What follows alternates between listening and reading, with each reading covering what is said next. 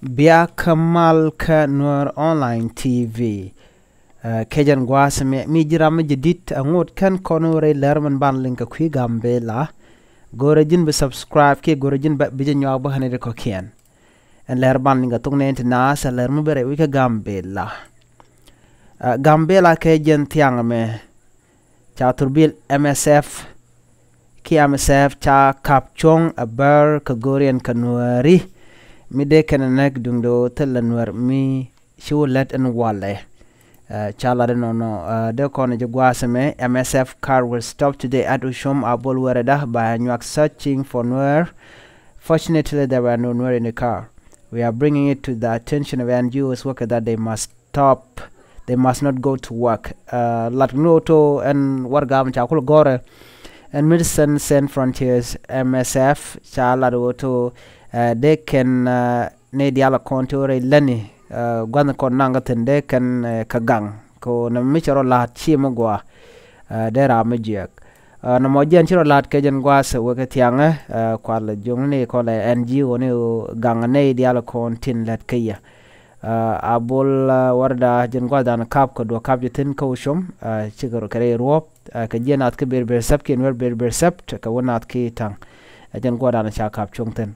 na me jen le dan yin linga jen tianga me wana ka le dan dini jen men gor kono bani ke jen gwasme ke men dan en chaling re wi ka Gambela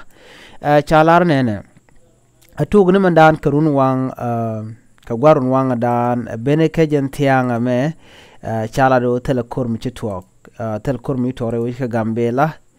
to ko karun wang chu men tiang tel me jem chitwok che men chala dia chala do chikuma korma kapchong rewisha Gambela kumendien kia nga kabachong agenda na bialing and temen we Gambela security de kia gang de wate tet ka makeleka kia de indian country ka Gambela tin chano kia tin chalat rewich cha kwatin kontin le de las ji security ne wen chala do cha ka wiki cha kapchong and temen we Gambela te de desha kia te de makeleka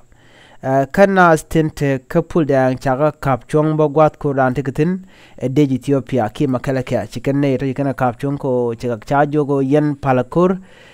kana sin yen ke ya ke deshni ngesh ko ne manan tuok chaw ke de ni palakur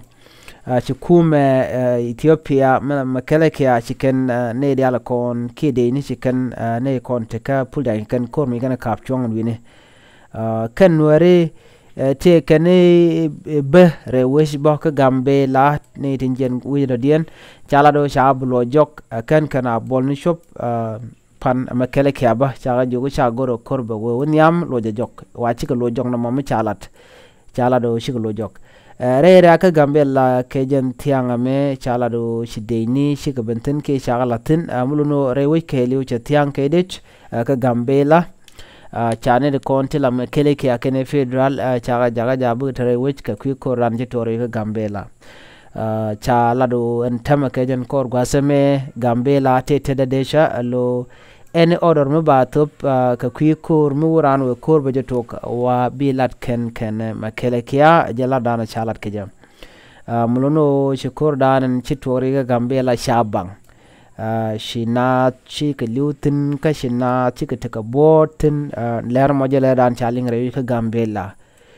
mijeli bo bi ngajo chir jalo bi tidbo ko chirek chabo jo pen ka gwal chutin ko re wich te ka got gungre dong de rande jiktin gore jabran barode nek ka gwad dan wetin menemi chukuma keliu chamal che gor kamnu were ken bar brad be kulo gore be jal men din jeno security cha kam makele kya rewi ka Gambela cha kumen danen raike la tata ki ne konete security pindian cha kan kume men la kume kele kya ki de chen michir kan ma cha kan jan wuj ba gang ke jan kor changda dan payo shi kan wi kele shi kan luko gor kan mete ka mi shigwa de kan malkaf no mo cha lat rewi ka Gambela jen model are ka jan ta me chwaje perwe jo yen ladi ala ko let kan jioni eno tirektetin gor kana da domni gor je biaw let enimi shukume che nangajen NGO workers ne dia la ko no re lani chagu jo to manang ka ya nang ke kume chwa de goro biaw yen karudun ko de moder to ka ya